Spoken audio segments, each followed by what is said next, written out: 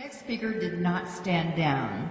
He's a pioneer in the development of exopolitics. His interests evolved out of his investigation of the sources of international conflict and its possible relationship with the unacknowledged extraterrestrial presence. He cites evidence.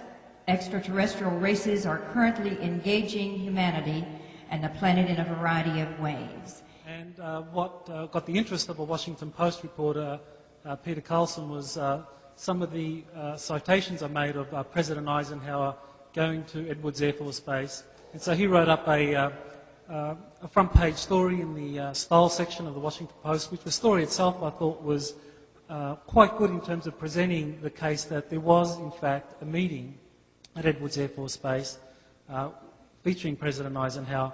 Not many witnesses were around, and so thankfully there have been a number of people that have stepped forward, and I was really happy to see today Bill Kirkland come forward and Art Campbell talk about the Holloman Air Force Base incident, and there have been others that I've also found confirming the 1954 incident, and I think it's really a transition here in terms of being able to talk about meetings involving extraterrestrials and presidents to discuss nuclear diplomacy at the time. And I think it's very important that we acknowledge the full spectrum of evidence that there is, but also look at the policy implications of it, because some of the evidence talks about diplomatic meetings between an American president and extraterrestrial representatives, and that's pretty far out. I know a lot of people have difficulty just accepting that UFOs are real and is the evidence persuasive and conclusive, but we need to kind of look at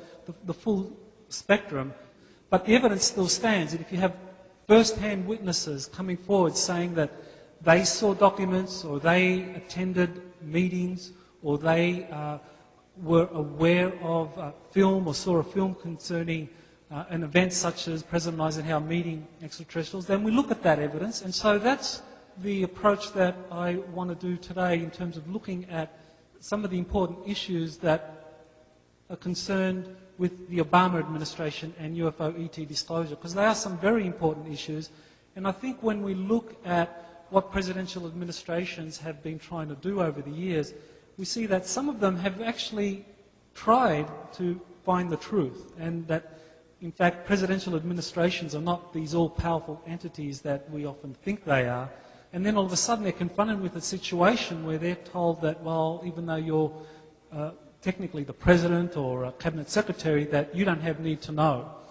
And that comes as quite a shock. And so how would they deal with that? And so what I'm going to present today is really give you an idea of how I think people in the Clinton administration tried to deal with this issue, how they failed, and then how they are involved in the Obama administration having another crack at this issue to open it up. What I hope to do is present to you what really is kind of like a chess game, because I think there is a chess game being played out at the moment involving disclosure, how positions have been set so that later on we're going to have checkmate, which will be this disclosure.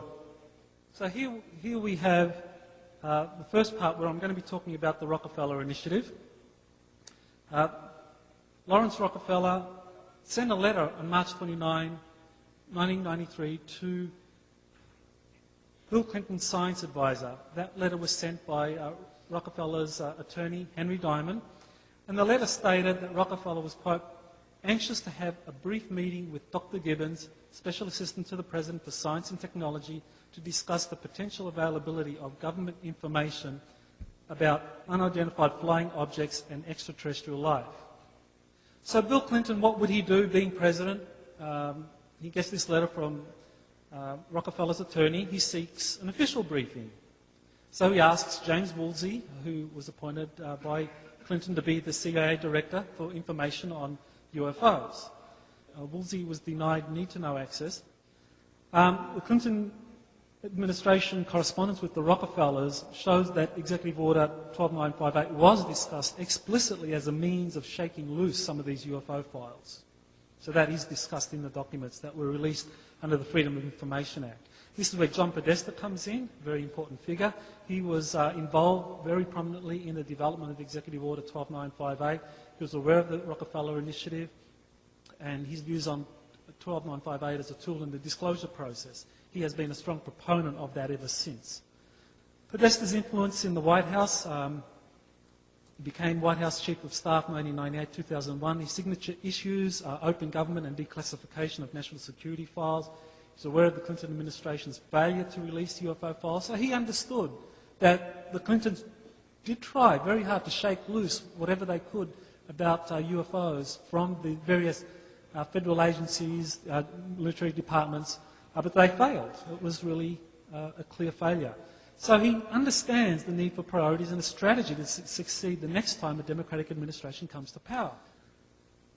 And they were probably thought through, well, what are the challenges here? What are the things that we're going to have to overcome if we can shake loose whatever the government has on UFOs? Clearly, the most important was this need-to-know access, that President and senior staff, if they denied need-to-know access to classified UFO files, that's a pretty big challenge. How do you deal with that?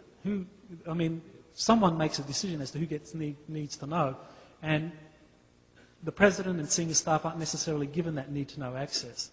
So how do you deal with that problem? And overclassification stifles efforts to release UFO files. So there's this whole problem of overclassification. Who has access, who doesn't, who has need-to-know, who doesn't. Roswell, of course, being a primary example of that, because that was one of the things that Clinton did try to get information on throughout his administration, and they failed. There were efforts to try to audit the DoD, 1998, 1999, 2000. The Inspector General of the Department of Defence tried to conduct an audit of the Department of Defence, found that on average there was $1.7 trillion every year that couldn't be accounted for, and that was something that was occurring under the Clinton administration. UFO files increasingly shifted out of the federal agencies and departments into the control of contractors. In 1997, there was a very interesting incident that was described by Stephen Greer and Edgar Mitchell. Maybe we'll talk about that tomorrow, where this involved an admiral, a vice admiral who was the head of intelligence in the Joint Chiefs of Staff in 1997, who was given code, the code name for a particular UFO project. He tried to get access and was denied access. Well, I think that the Clinton administration would have been aware of that essentially control of the UFO files had been shifted out of federal agencies and military departments into the control of contractors, and contractors were cited as one of the entities that were basically involved in denying Admiral Wilson access to those files.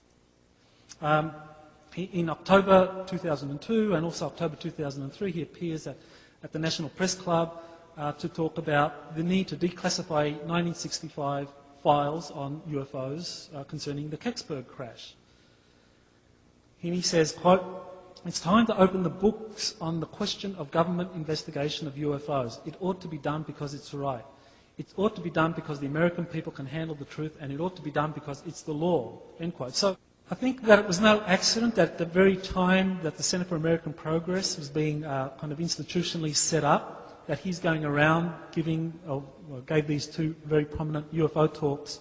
I think he was green-lighted to do that. It kind of is a very important signal that, yes, they haven't forgotten about the UFO issue and that they care about it. Podesta, after all, is the president for the Center for American Progress, and if it is a kind of Clinton White House staff in readiness, then we're getting a sense of what the next Clinton administration had in mind.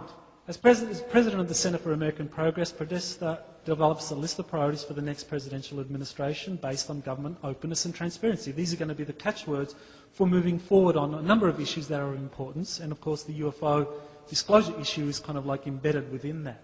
So Podesta writes white papers on, quote, "The hidden threat combating government secrecy in the 21st century" in 2006, then "Too much secrecy puts our nation at risk" in 2008. Why did Obama choose Podesta, a solid Clinton supporter who has worked with Bill Clinton since 1970? So Bill and John Podesta have been buddies for a long, long time. So why did Obama choose Podesta? Was he simply co-opting a White House staff in readiness that had been prepared for the unsuccessful Hillary Clinton presidential campaign? I think that's basically what he did. He recognised that there was some organisation that had gone into this. There was an agenda, there was a plan, a strategy all in place to kind of move forward to ensure that the next administration, Democratic administration that they thought would be Clinton, would be successful. ignore their agendas. And